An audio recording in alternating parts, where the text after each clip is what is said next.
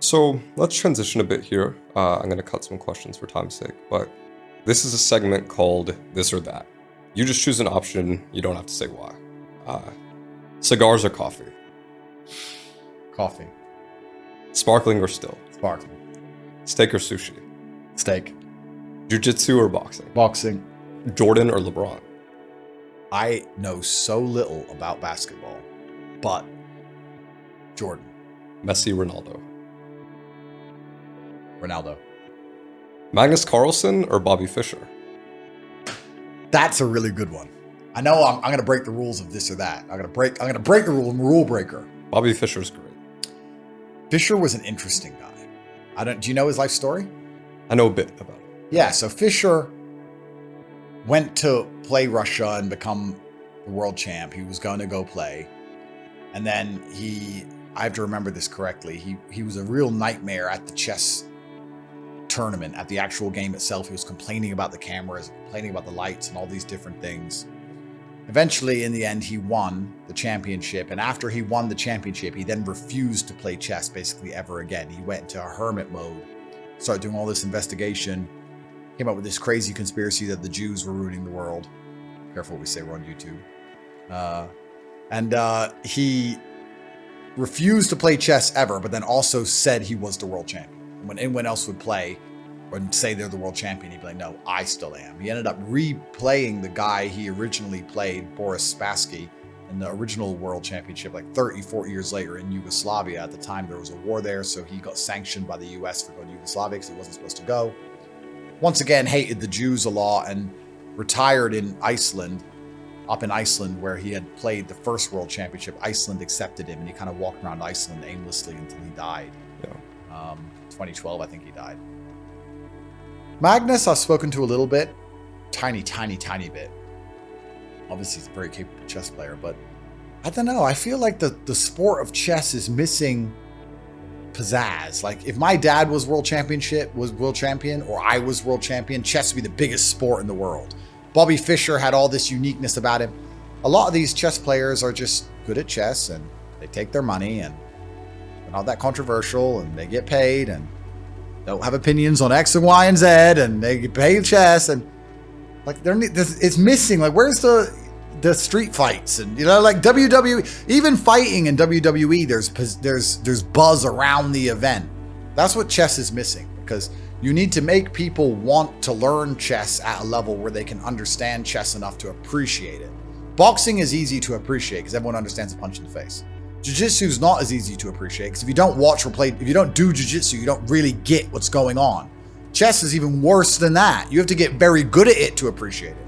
So to do that, you need to get some buzz around it. So I feel like the current chess players lack personality a little bit. I'm not trying to insult them at all. I'm not even sure if they're allowed to have personality. Maybe it's against FIDE rules. I don't know. But I don't know. We need some WWF table flipping. We need something going on to make people want to watch it a bit more, because chess is a beautiful game. And unfortunately, the world we now live in, it's an attention economy, and it's getting harder and harder to garner attention with anything. So Magnus showing up to games late isn't enough. Yeah, that's right. Yeah, we need some Bobby Fischer level, go crazy, hide in Iceland, go to Yugoslavia while it's at war. He would play level. like blindfolded chess, like multiple games at a time. Have you ever done something like that? I've never done it, but my dad has done it. My dad has played blindfolded I tried chess. to do it once. It said that it leads to psychosis, and I tried it. And I was like, oh, this is very mentally strenuous. Sounds about right. Yeah, my dad could beat me without looking at the board. So I'd sit here with the board, and he'd be in another room, and I'd say C4. I'd say E4, he'd say C5, knight F3, knight C6, and he'd just shout out words and beat. Yeah, it's crazy. And Magnus, I think Magnus has done that with 4 or 5 people at once, blind, while playing 5 different games simultaneously. I think he's done that. It's crazy how good these people are at this game. It's really, it's ridiculous. It's incredible. But I'm gonna say Bobby Fischer anyway. Bobby Fischer. Sorry, Magnus. Bobby. Bugatti or Pagani?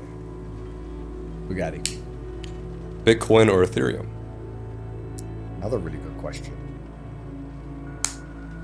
I've heard, well, Ethereum has a purpose more than Bitcoin. Ethereum has a use case. Bitcoin's just the gold, right? But if Bitcoin's digital gold, then you say Ethereum's digital oil, because you have to use the oil and burn the oil.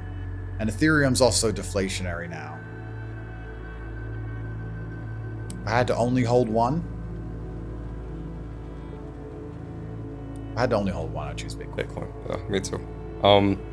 Putin or Trump? That's a hard one.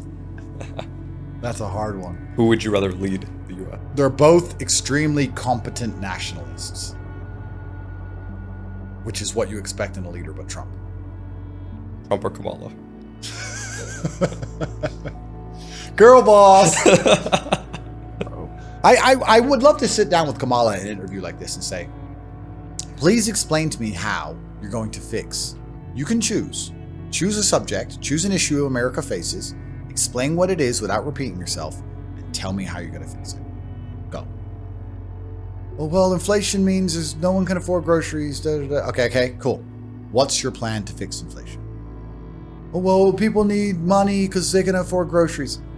No, what's your plan to fix it? How does inflation start? Where does it come from? How are you going to fix it? What are you going to do? What laws are you going to pass? Please explain something that makes fucking sense. You know, she's going to get all the way to the end of the presidential race. She'll get all the way to voting day without ever explaining once what she's going to do to anyone. She's never going to once explain to anybody her plans to fix anything. And there's going to be people in line going, Kamala. Bro, it's so over. It's so over. US or UK? Okay. As failed as it is, Keir Starmer, fucking loser. Crime's bad. I know as failed as it is, but there's something about England that even I miss. I can't explain it. It's raining outside. You don't know your neighbor. You've lived next to him for 15 years. You've never said hello. It's just something about the English mentality. I can't explain it. It's like the least friendly, most miserable, depressing place on the planet. And there's a degree of depression. Everything goes full circle. You can go through depressing out the other side to like comfort. It's like, yeah, I'm here. I live here. I don't know any of my neighbors. They don't talk to me. I don't talk to them. It's raining. There's nowhere to go. There's nothing to do. Cup of tea. Bitter face. It's great. Thailand or Dubai? Dubai if you're rich, Thailand if you're poor. Europe or Asia? Europe, because I love to drive. The only reason I even have cars is Europe. If you don't live in Europe, there's no point having supercars. People in America say, I bought a new Ferrari. Why the fuck would you buy a Ferrari in America? Straight lines, 60 mile per hour speed limit. You have to stick to the speed limit, otherwise you get shot by the cops. Boring. Maybe you could put your foot down a little bit in a straight line and make a little bit of noise. Boring and gay. There's no point in having a sports car in America. You may as well just get an SUV and just go with the traffic. Europe has beautiful mountain roads. They have all these different jurisdictions. You race through Italy. By the time you lose your license, it doesn't matter. You go into France. Then carry on. It's great. You have the Alps. You have all the castles. You have beautiful little hotels to stay at. You can drive around Europe forever. You can never get bored. You can always find something new and beautiful to do. Europe is actually the best continent on the planet. It has all the weather, all the seasons, the most luxury places to go. You can drive here. It's a shame that it's collapsing, and it is collapsing, and Europe will fall before America does. And it's truly a shame. English or Spanish? English. Spanish. KC fucking